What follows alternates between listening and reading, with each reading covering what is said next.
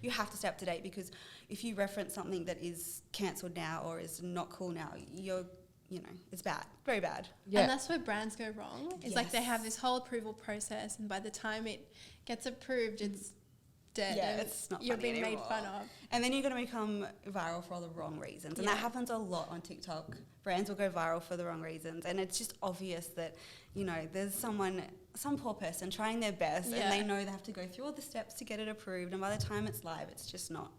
Yeah, it's just not it. It's just not it. But some people are doing it really well. Mm-hmm. Like, there's Ryanair. Aldi did something recently. Did you see that Aldi? No, I haven't seen the Aldi thing. That was so funny. So Aldi's like known for having kind of knockoff products and rip-off products. So recently they ripped off Colin the Caterpillar from Marks and Spencer's. Yeah.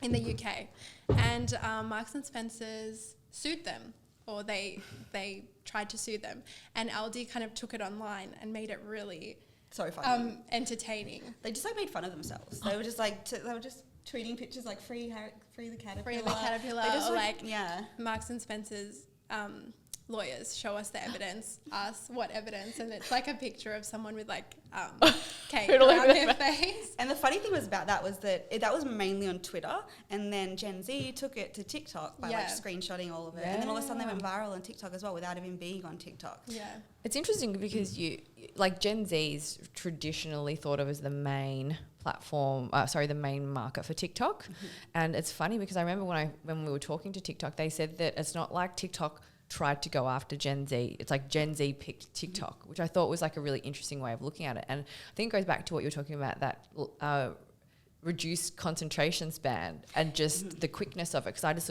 I think about my TikTok browsing habits. I'm just like, yep, next. You just keep, it's just like you could be there for bloody a decade just scrolling next.